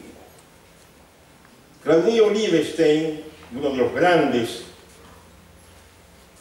especialistas en el tema, psicoanalista y psiquiatra francés, nos enseñó de que los consumidores de droga son objeto de una reflexión sociocultural, pero que los adictos, él habla de los toxicómanos en la clasificación europea, son objetos de abordaje clínico. Y acá entramos al primer debate. Las adicciones. El adicto es un cuadro nosológico, patológico. ¿Estamos dentro del campo de la enfermedad? Fíjense ustedes que hay un señor, un psiquiatra, Thomas Sachs, que es el gurú en salud mental del neoliberalismo, hombre que durante todo su libro no hace más que tirar loas a Milton Friedman. Milton Friedman es el teórico del neoliberalismo y fue, entre otras cosas, fue el tipo que diseña el golpe de Estado en Chile, bañado, ¿no es cierto?, en sangre, y de ahí en adelante, en todas las golpes más inicuos y sangrientos que ha habido en el mundo, ha estado presente, si no Milton Friedman, por lo menos sus discípulos y su ideología. Ese es Milton Friedman, este es el neoliberalismo, este neoliberalismo el que crea, digamos, estos grandes palacios de cemento y de vidrio, mientras que acumula miseria, dolor por otro lugar. Este es Milton Friedman. Y Thomas Sachs, el gurú, nos viene a decir varias cosas. En primer lugar, de que las adicciones no son una patología. Ese es un invento de los psiquiatras. Nos viene a decir también que los grupos narcocriminales son simplemente, grupos empresariales que tienen que trabajar libremente. La teoría del neoliberalismo es eso. No hay narcocriminales, sino que hay empresarios. Desde ya uno piensa un poco en la historia, piensa lo que fue la invasión de opio a China, 1700, 1800, donde la principal operador era la West India Company, que trabajaba directamente con la colonia inglesa. Millones y millones de dólares a costa de cerca de 100 millones de chinos que estuvieron encadenados y esclavizados por el consumo del opio. Esa, uno podría decir, la West India Company era una compañía legal. Pero uno empieza a pensar y no nos extraña, porque en general las grandes corporaciones del capitalismo en su última etapa son justamente eso. Empresas que se imponen por la fuerza del poder de la sangre, el golpe que la invasión a Irak fue diseñada por estas corporaciones. Así que, por lo tanto, los límites, las diferencias que hay entre las corporaciones legales y los grupos narcocriminales son apenas tenues volutas que rápidamente se fuman. Bueno, primer debate con Thomas Sack, que es lamentablemente tomado por alguna gente de nuestro medio que está involucrado en esto que se llama corriente de reducción de daños, que han tomado a pie juntilla cuestiones de Thomas Sack, y entonces en algunos debates nos dicen: los adictos no es una patología, no es una patología. Entonces, la primera cuestión es afirmar que el consumidor que ha llegado a la fase adictiva del consumo configura un cuadro patológico, un síndrome con precisas condiciones clínicas.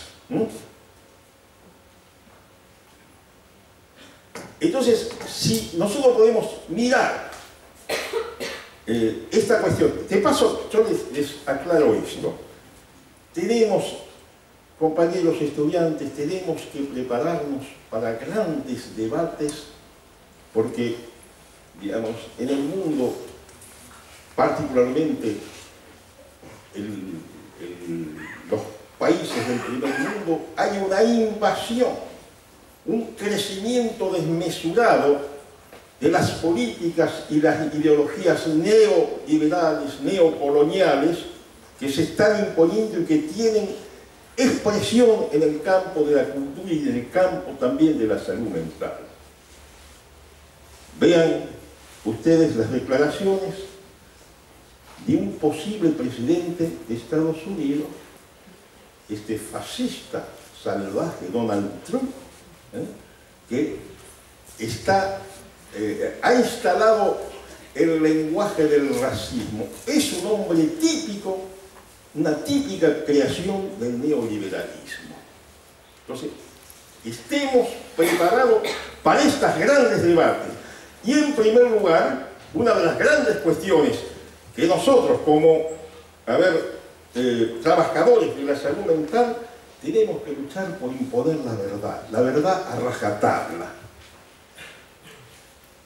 Esto que ha hecho nuestro amigo Carlos, y esto que tenemos que llevar también al campo de la clínica, porque nosotros, además de visualizar cómo es la situación dentro del campo social, político, económico, ideológico, tenemos que tener instrumentos afilados, ¿no es cierto?, para poder trabajar con las personas que están afectadas y que sufren los efectos de estas políticas, y que hoy la cuestión principal pasa por el tema de los consumos de sustancias y también por las problemáticas adictivas. Los principales problemas que tenemos en salud mental hoy son de situaciones adictivas. ¿Cuáles son, entonces, desde el punto de vista clínico, algunas de las características que tenemos planteados, ¿no es cierto?, en personas que han llegado a la fase adictiva del consumo? Una primera cuestión que va a distinguir, digamos, a una persona consumidora de un adicto es una persona que ha llegado a un momento en que no puede autorregular su consumo. Está incapacitado para autorregular el consumo. ¿Por qué? Porque se conjugan ahí problemas neurobiológicos o problemáticas de índole de estructura subjetiva. El consumo reiterado de sustancias psicoactivas, en primer lugar, lo que afecta es el lóbulo frontal. Ustedes saben que el lóbulo frontal ha sido llamado el órgano de la civilización. Es donde se concentran las actividades, ¿no es cierto?, de autorregulación del comportamiento, del lenguaje, de la actividad planificación y ejecución para actividad laboral, etc. Todas las sustancias psicoactivas, tarde o temprano, terminan lesionando el lóbulo frontal. Si lesionan el lóbulo frontal, alguien ha dicho, descendemos algunas escalas en el nivel de lo animal. La cultura, que es lo que nos hace humanos, digamos, anida por la actividad del lóbulo frontal.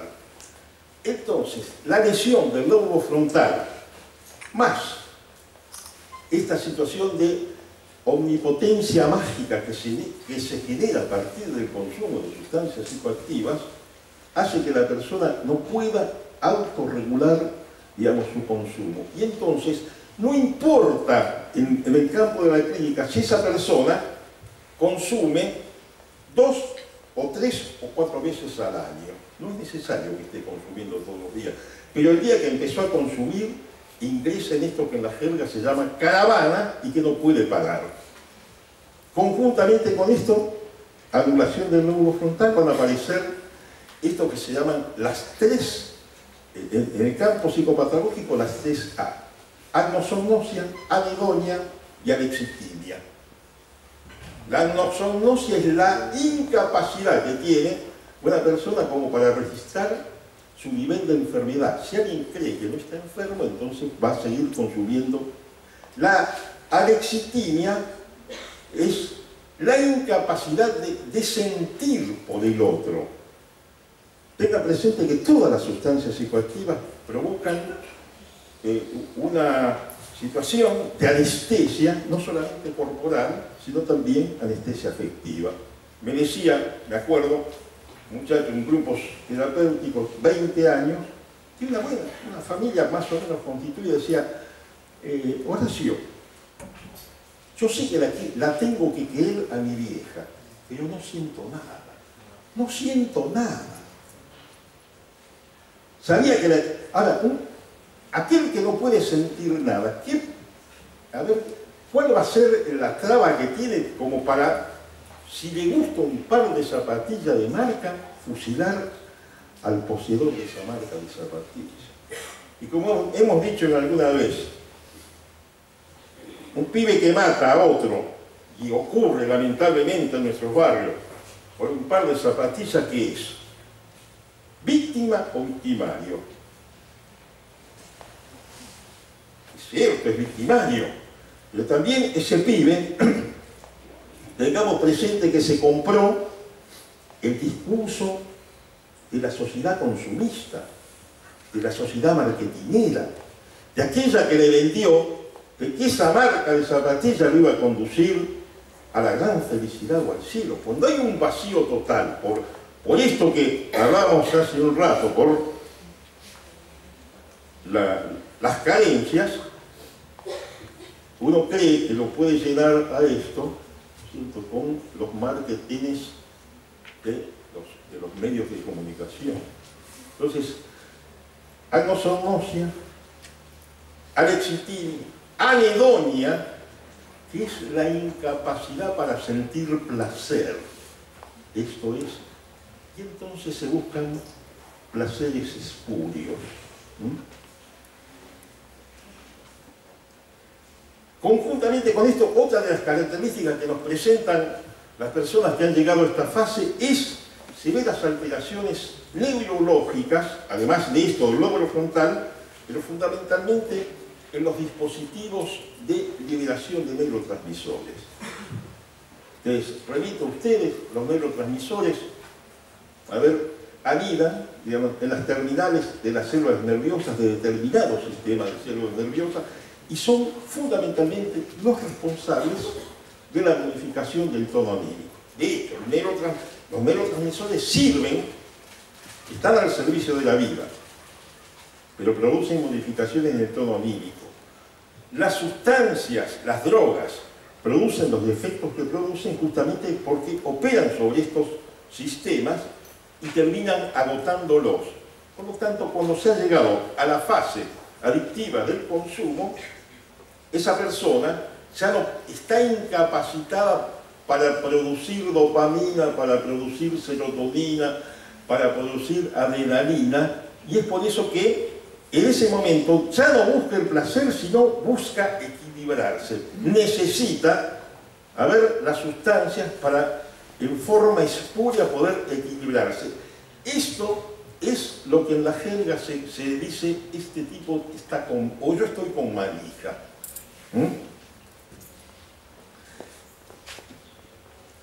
Otro rasgo distintivo que tenemos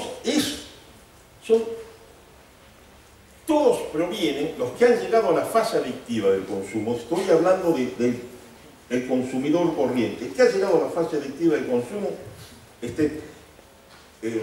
es el emergente de estructuras familiares disfuncionales. Nosotros llamamos familias tóxicas. En esto hay una abundante bibliografía. Y decimos el que ha llegado a esa fase, porque hay muchas familias que tienen un pibe que consume, que está experimentando con sustancias y que no lo podemos incluir en este cuadro. Pero generalmente lo que vamos a tener son familias. ¿Por qué le decimos familias tóxicas? Porque son familias que están incapacitadas o discapacitadas para cubrir las necesidades fundamentales que tiene un pibe para su desarrollo, que son fundamentalmente, la podemos agrupar en tres cuestiones: alimento material, alimento afectivo y límites. Son las tres grandes cuestiones que una familia tiene que una estructura familiar tiene que brindar para que un pibe crezca. Pero ojo, cuando estoy hablando de familia, tenemos que estar pensando en cómo están constituidas las familias hoy. La familia nuclear, aquella que era típica de los años 50, prácticamente está desapareciendo. Hoy estamos hablando simplemente de estructuras que son, de intergeneracionales, donde haya un adulto que pueda hacerse cargo de protección, de crecimiento y de brindar ternura a un menor. Ahí tenemos una estructura familiar. Ahí tenemos una estructura familiar, ¿no? Pero donde aparece un pibe en estado de vulnerabilización, entonces ahí tenemos que decir que ha fallado, digamos, la función familiar. Y acá viene el otro tema, porque la vulnerabilidad, concepto muy importante con el cual nos manejamos quienes trabajamos en la cuestión de adicciones, la vulnerabilidad nos permite ver cómo se cristalizan las cuestiones que tienen que ver con el orden socioeconómico y cultural y con el orden familiar. Y decimos, una persona vulnerable es aquella persona que está discapacitada para afrontar operativamente las tensiones, los conflictos y los traumas que le vienen de la vida cotidiana. Si está discapacitado para esto, ahí permanentemente está viviendo una situación de tensión y de angustia, frente al cual, la cultura y la sociedad hegemónica lo único que le brindan son, como decía Freud, lenitivos, como el alcohol y la droga. Y la otra cuestión son procesos de descatetización del mundo. Cuando se llega a esa situación, se vive en una burbuja narcisista y aparecen, acá es un tema que me interesa poner el acento, aparece un notable deterioro del principio de realidad. Vamos a conversar un poco sobre esto, porque este es uno de los rasgos distintivos con los cuales nos encontramos en los cuadros psicopatológicos, en las estructuras sobre las cuales se asientan los consumos. Desde ya, nosotros no pensamos que los consumos a nivel adictivo generan o son producto de estructuras nuevas de personalidad, sino que funcionan sobre la base de los cuadros psicopatológicos que hemos conocido, solamente que incrementando y lesionando aún más, digamos, la base material que es el sistema nervioso central.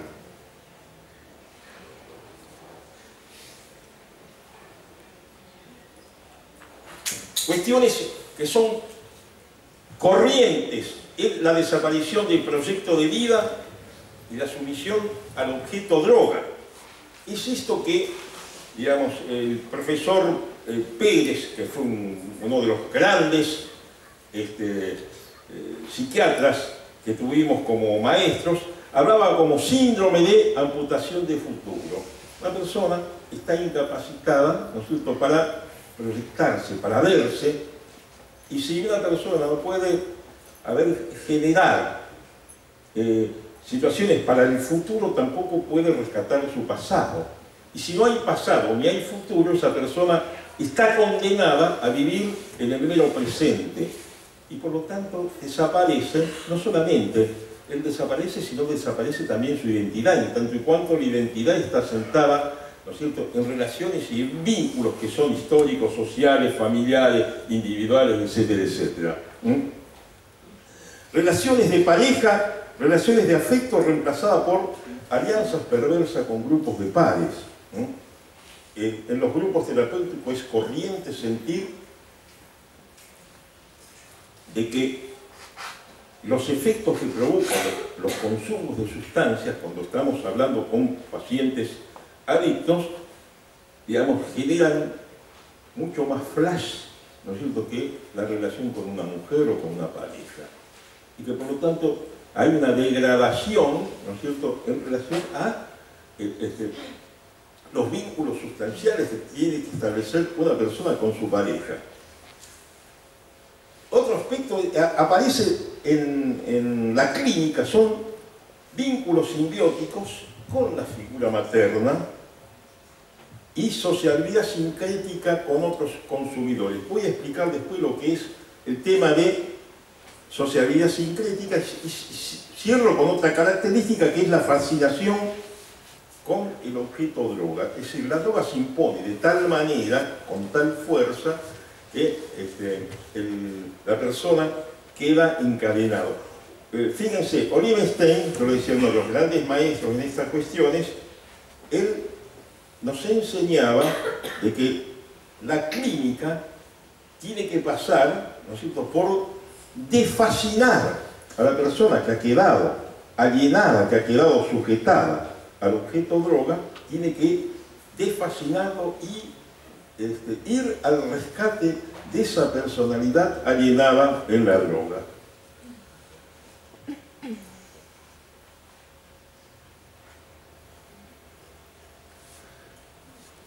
Tenemos característico de las personas que están en la fase adictiva, es la devaluación de la palabra.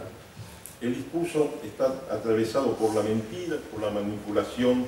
Fíjense que hay en la etimología de la palabra droga, en el hispano árabe, adruka quiere decir mentira.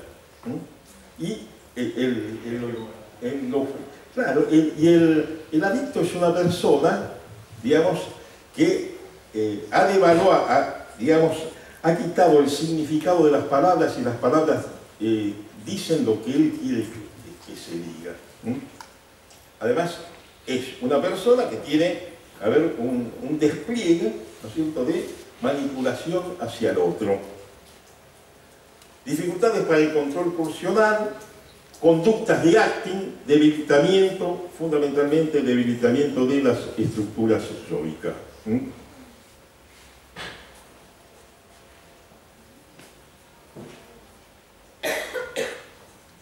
A ver, en la caracterización diagnóstica de estas estructuras de subjetividad de pacientes en la fase adictiva, nos ha llevado a la conclusión que nos encontramos fundamentalmente con pacientes cuya característica principal son los componentes psicóticos de su personalidad.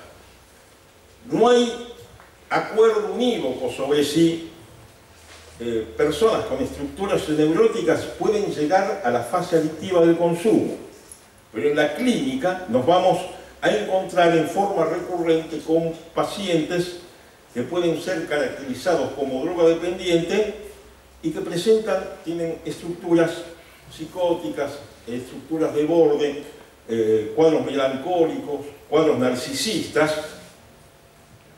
Y de todo esto nos vamos a centrar fundamentalmente en trabajar sobre algunos componentes psicóticos, sobre todo en los aspectos de los abordajes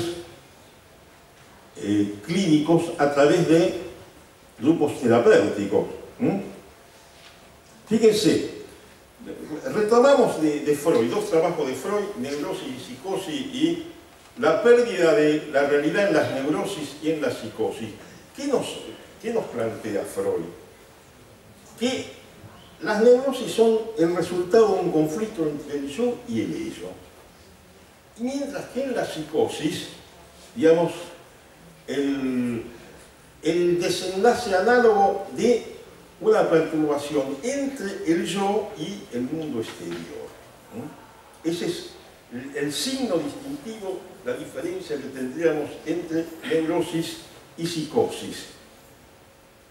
Más tarde, en el trabajo siguiente, va a insistir en diferenciar neurosis y psicosis. La primera, el yo obedeciendo a las exigencias de la realidad reprime una parte del ello, en las neurosis. Mientras que en la psicosis, el mismo yo, dependiendo en este caso del ello, se retrae de la realidad. A ver, la diferencia esencial entre neurosis y psicosis es, en la psicosis, la pérdida del sentido de realidad. Ese es el tema principal. Desde el punto de vista, a ver, de los planteos de Lacan, forclusión, ahí hay una retracción en la simbolización de la experiencia de castración. Entonces, tenemos diferenciado claramente lo que son neurosis y lo que son psicosis, ¿no? Paso por alto esto, porque me interesa ir a otras cuestiones. ¿Por qué? Porque esto va a tener efectos en los grupos terapéuticos con adictos.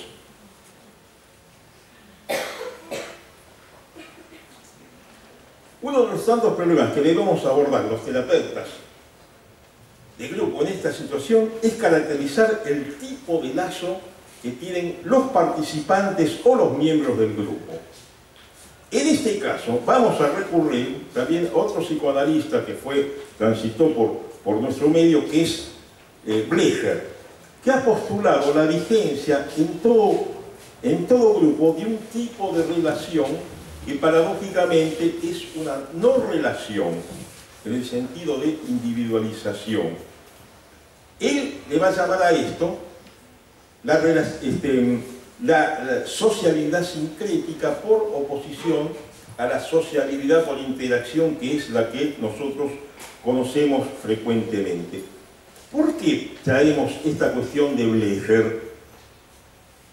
Traemos esta cuestión de Blecher porque justamente, a ver, la identidad de una persona o del grupo está dado por la estructura o la integración que alcanza en lo individual y grupal en cada caso. Pero esta individuación se va a sentar sobre la inmovilización de determinados extractos de la personalidad, extractos sincréticos o no discriminados de la personalidad o del grupo. ¿Qué quiere decir esto? Que para que un grupo pueda funcionar con un lazo de sociabilidad por interacción, tiene que mantener clivado, controlado, los aspectos, sincréticos de la estructura grupal y de su personalidad. ¿Qué quiere decir esto? Esto quiere decir en concreto que cuando vos estás trabajando con un grupo terapéutico con adictos, con neuróticos, digamos, los miembros del grupo tienen que atenerse a lo que es el encuadre y a determinadas reglas de juego que están establecidas en la dinámica grupal, y tienen que saber escuchar y tienen que saber esperar el momento donde puedan plantear o enunciar su problemática. Para esto tienen que mantener privado los aspectos más infantiles, digamos, en un grupo terapéutico, digamos, con personas, sobre todo de estructuras neuróticas, generalmente se logra esto, se logra el respeto y se logra la circulación de la palabra necesaria para producir los efectos terapéuticos. Pero Blecher nos ha enseñado que en los cuadros, en los grupos compuestos por psicóticos y por personalidades psicopáticas, la sociabilidad sincrética invade al grupo y genera una situación de personas con un alto componente narcisista que dificultan mucho el trabajo grupal. En el trabajo con los grupos de adictos vamos a observar iguales efectos, iguales situaciones. ¿Qué iguala a los grupos donde predomina la sociedad sincrética? Los iguala la fusión, el no grupo, la no interacción, que es indiscriminación y desconocimiento de los límites del yo y el no yo. Fíjense, los pacientes, en un grupo terapéutico con personas adictas, los pacientes llegan al grupo, están allí, muchas veces no participan, permanecen en silencio, o por el contrario establecen una alianza perversa con otros miembros del grupo. El grupo puede pasar de una situación de fusión indiferenciada en el silencio a una fase de exaltación maníaca donde todos hablan. Si vos te instalas en un grupo de adictos, y muchas veces ese grupo de adictos, cuando prevalece las relaciones, la sociabilidad sincrética, se dificulta mucho. Es decir, hay gran dificultad para escuchar al otro y para establecer conexiones, nexos, asociaciones, y todo aquello que es necesario establecer para el proceso de cura en la grupalidad. Se siente entonces la situación del vacío, se siente la situación de la indiferenciación, o se siente la situación de fusión entre los miembros del grupo. ¿Cuál es el recurso que tiene el terapeuta grupal frente a esto? Bueno, es el encuadre de trabajo, que implique y que signifique el encuadre, digamos, cuáles son las normas, las reglas que tienen que funcionar en un grupo terapéutico institucional. Por demás, quiero aclarar lo siguiente: para nosotros, pacientes que están en la fase adictiva del consumo, solamente pueden ser tratados en estructuras institucionales. Nosotros desaconsejamos el tratamiento de personas que tienen trastornos por consumo de sustancias en la fase adictiva que sea únicamente tratada en consultorio particular. ¿Por qué? Porque es necesario generar para estos pacientes que están, digamos, con estos cuadros psicopatológicos de alta complejidad, es necesario generar, dispositivos que puedan restituir aquello que ellos no han experimentado, digamos, en el proceso de individuación y de formación de su personalidad. Digamos, son aquellas carencias básicas, como son escucha, ternura, diálogo, es decir, y sobre todo la transmisión, del orden cultural que se da en una estructura familiar, donde, las tradiciones y aquello que Robert Castell llamaba los controles societarios no se han instalado. El trabajo en las instituciones tiende a restituir este espacio y este lugar.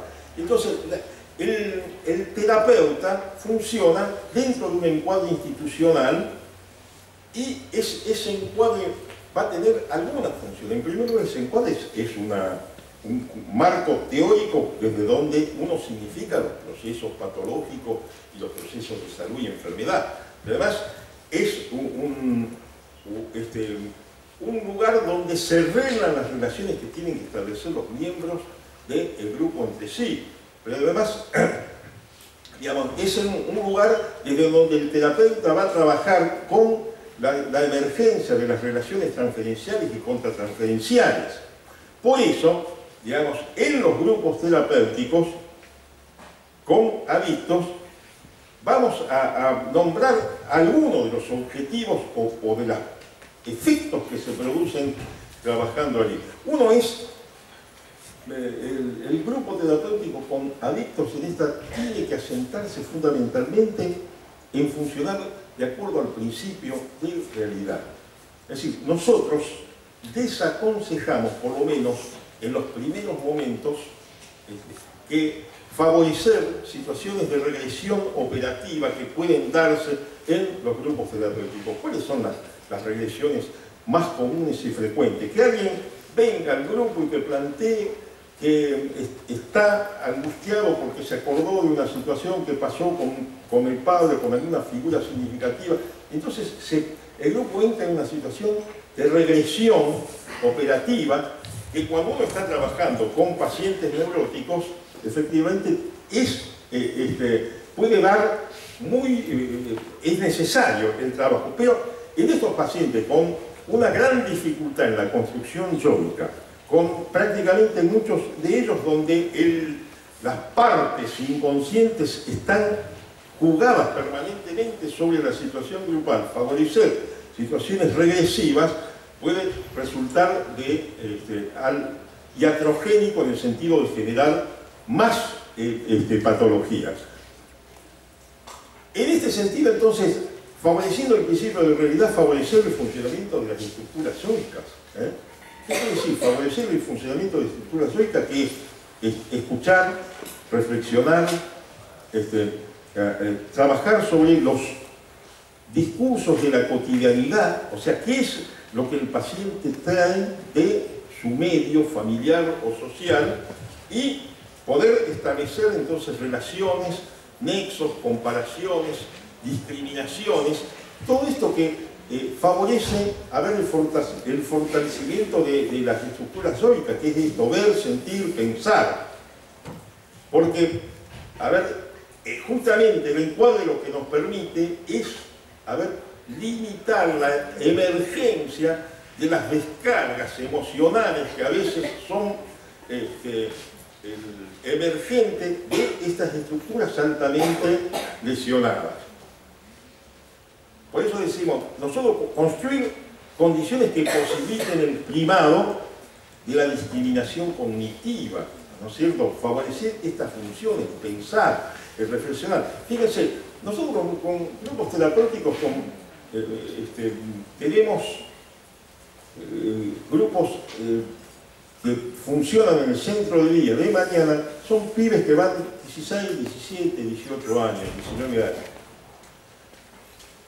Generalmente cuando viene alguna fecha patria, preguntamos si conocen el significado de lo que es el 25 de mayo. Los pibes no saben, pibes y pibes, no saben lo que es el 25 de mayo, no saben lo que es el 20 de junio, no saben quién es Belgrano, no saben quién es San Martín, tu ídolo, ¿viste? No saben quién es San Martín. Es decir, tienen una ignorancia de todo. Realmente, en este sentido, son carencias terribles. Uno se pregunta, ¿cómo pueden construir identidad pibes que no conocen nada de nada, que no se animan, no leen un diario, no ven? Por eso, trabajar en los grupos terapéuticos. Nosotros trabajamos grupos terapéuticos, pero también conjuntamente lo que llamamos talleres socioeducativos. En todo esto, lo que buscamos es favorecer las condiciones que posibiliten el primado de la discriminación cognitiva, para facilitar el reconocimiento de los propios límites y los límites del otro.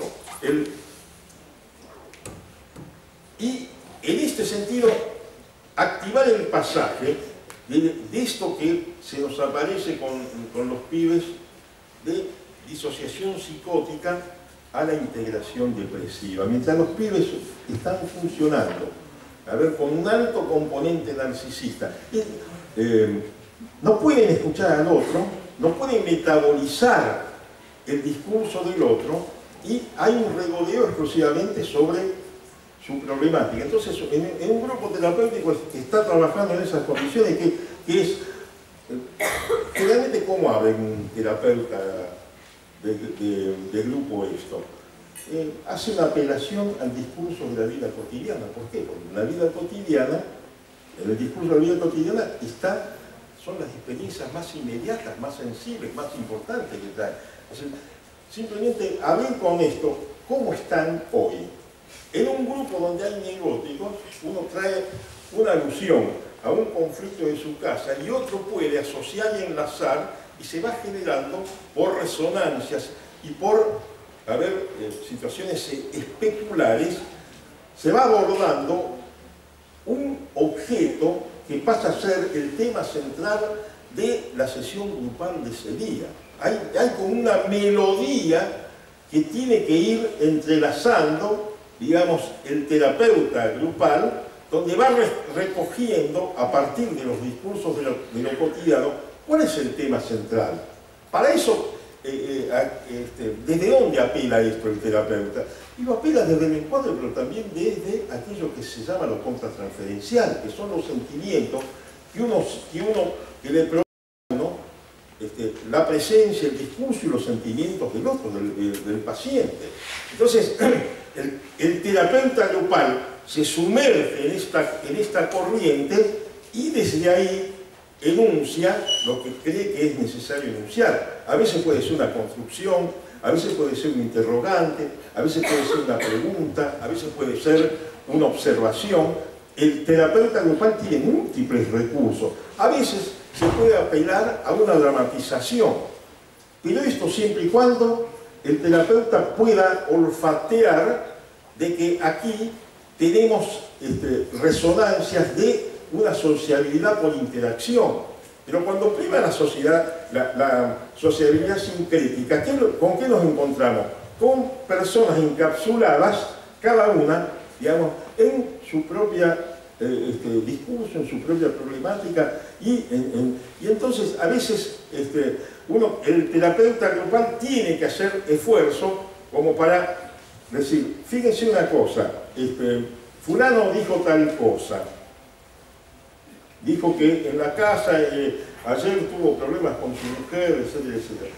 Digamos, a ustedes, a ver cómo les suena esto. ¿Alguno de ustedes ha pasado por una experiencia? O sea, es el terapeuta el que en ese momento tiene que reemplazar aquello que tiene que nacer, ¿no es cierto?, de la propia relación interactiva.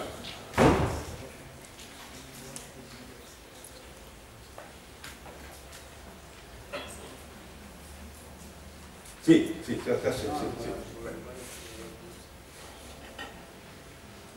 Esto nos va a permitir analizar la depositación transferencial de las partes inmaduras para permitir, fundamentalmente lo que tenemos que permitir, el crecimiento de cada uno de los miembros del grupo, donde en algún momento ese grupo puede empezar a hacerse cargo de lo que porta cada uno de sus miembros, ¿no? Esto implica establecer una alianza terapéutica con los aspectos más integrados y maduros que emergen de la escena grupal. ¿Qué significa esto? Bueno, que alguien en algún momento en el grupo trae una escena donde aparece un proyecto de estudio, y entonces que aparece como los aspectos más desarrollados que presenta el grupo, los miembros del grupo terapéutico en ese momento. Entonces uno puede alentar esto y puede hacer una observación. Fíjense que fulano de tal se ha planteado tal cosa y ustedes qué piensan, y, o sea, se genera, aquello que en algún momento Vygotsky llamó zona de desarrollo próximo, que es donde lo más avanzado siempre está tirando de lo más atrasado. Y fundamentalmente, digamos, brindar un decodificador que posibilite resignificar el sentido que tiene el objeto droga en los miembros del grupo. Porque cuando uno está trabajando en los grupos terapéuticos, tiene que realmente hacer alusiones y trabajar a ver cuál es el sentido, qué lugar ocupa el objeto droga, digamos, en la subjetividad de estas personas y qué es lo que viene a cubrir, qué es lo que viene a tapar o qué es lo que viene a sustituir la situación del consumo de droga. En algunos casos, hoy por ejemplo, en el grupo trabajábamos, en algunos casos, fíjense, el consumo no aparece para tapar una angustia, un dolor o para brindar placer, sino, fíjense, el que lo denunciaba era una estructura de un pibe que tiene un trastorno obsesivo compulsivo y que permanentemente se está autoinculpando. Entonces consumen pequeño dosis de droga y viene al grupo y dice que realmente se siente muy mal, hace toda una escena y después de dar una vuelta empezamos a interpretar que en realidad lo que él busca es confirmar mediante ese pequeño desliz que había tenido de que él es un tipo inhabilitado, ¿no es cierto?, para la vida familiar. Es una situación, a ver, de un gran componente tanático autodestructivo,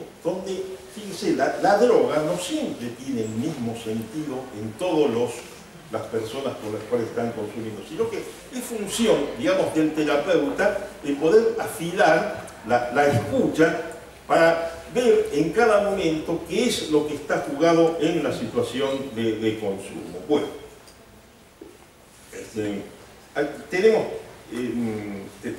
tenemos más cuestiones para ver. Yo lo que quería traer era a ver simplemente algunas miradas para trabajar en la clínica de las adicciones, particularmente desde las experiencias, digamos, de la cuestión de la grupalidad. Creo que esta situación evidentemente no se agota en un encuentro, sino que sería conveniente abordarlo en el desarrollo de un seminario más amplio donde podamos extender más los posicionamientos que tenemos sobre esto. Bueno, para todos, gracias por la atención y...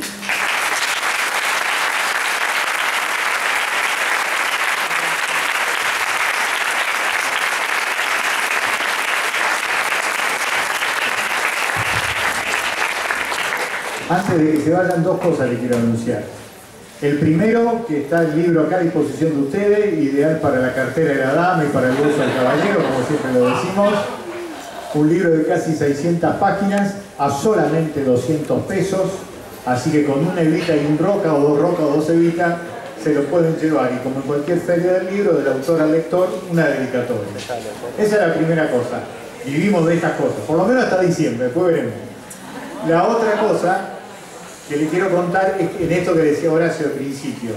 Cuando acá en la jornada se presenta sobre adicciones, otro de los sentidos etimológicos de la palabra adicción es sin palabras. No es casualidad esto que decía Horacio. Todo lo que contó Horacio tiene que ver con esto. Nosotros en 1975, decía la UNESCO, los argentinos y las argentinas manejábamos 8.000 palabras cada uno. En 1975. 30 años después, 30 años de saqueos múltiples, 30.000 compañeros desaparecidos menos, una industria y un mercado interno que fue borrada de la faz de la tierra, ese agujero negro del cual hablábamos. Varios saqueos después, en el año 2005, la misma medición que hace la UNESCO dice que cada uno de nosotros maneja solamente 800 palabras en su vida cotidiana, de 8.000 a 800. Fenomenal saqueo del principal bien cultural y espiritual que tenemos para decir lo que queremos y para decir lo que no queremos. Por eso, adicto quiere decir sin palabras.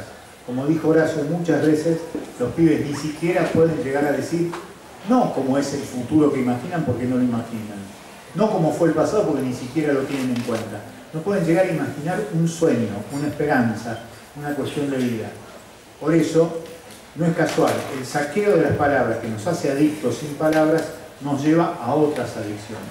Eso lo queríamos compartir porque siempre lo decimos en este tipo de charlas y hoy no lo quisimos decir, se nos piantó, pero hoy sí lo queremos decir después de esto que nos decía Horacio, ¿no? Para que lo tengan en cuenta. Bueno, muchas gracias a todos por venir, gracias que finalizó la jornada. Ahora Carlitos también se va a presentar otro libro, ATE.